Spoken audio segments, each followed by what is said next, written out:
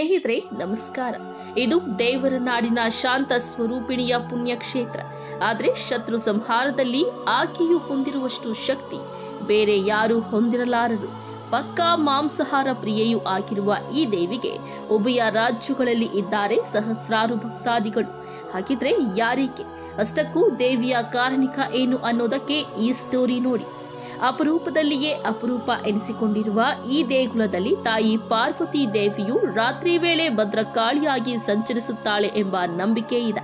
ಹೌದು, ಇದೇ ಕಣ್ಣೂರು ಜಿಲ್ಲೆಯ ಮಾಡಾಯಿಕಾವು ಭಗವತಿ ಕ್ಷೇತ್ರ. ಕೇರಳದಲ್ಲಿ ಇರುವ ಹಲವು ಪ್ರಾಚೀನ ಹಾಗೂ ಐತಿಹಾಸಿಕ ಪುಣ್ಯ ಕ್ಷೇತ್ರಗಳಲ್ಲಿ ಇದು ಕೂಡ ಒಂದು.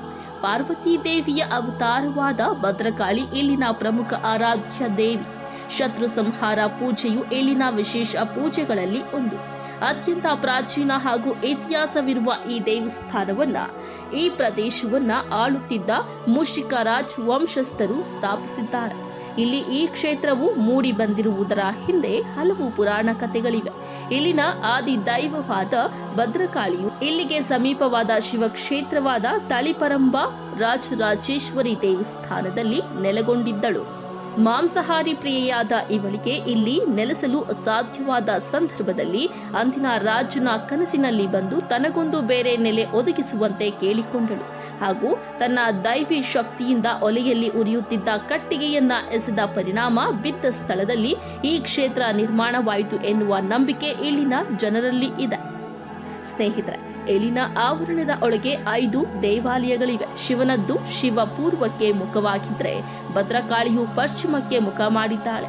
ಇಲ್ಲಿಗೆ ಮಹಿಳೆಯರಿಗೆ ಪ್ರವೇಶ ನಿಷೇಧಿಸಲಾಗಿದೆ. ರಾತ್ರಿ 8 ಗಂಟೆಯ ನಂತರ ದೇವಸ್ಥಾನದ ಹೊರ ಆವರಣದಲ್ಲಿ ಯಾರೂ ಪ್ರದಕ್ಷಿಣೆ ಹಾಕುವಂತಿಲ್ಲ. ಈ ದೇವಸ್ಥಾನದ ಅರ್ಚಕರು ಹಾಗೂ ಕಾವಲುಗಾರರನ್ನ ಹೊರತುಪಡಿಸಿ ಬೇರೆ ಯಾರು ಇಲ್ಲಿ ಬರುವಂತಿಲ್ಲ. ಸ್ಥಾನದ ಅರ್ಚಕರು ಹಾಗೂ ಕಾವಲುಗಾರರನ್ನ ಹೊರತುಪಡಿಸಿ ಬೇರೆ ಯಾರೂ ಇಲ್ಲಿ ಇರುವಂತಿಲ್ಲ.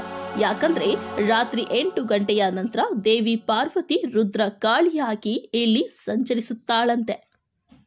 ಇನ್ನು ಭದ್ರಕಾಳಿಗೆ ಪೂಜೆ ಮಾಡುವ ಬ್ರಾಹ್ಮಣರು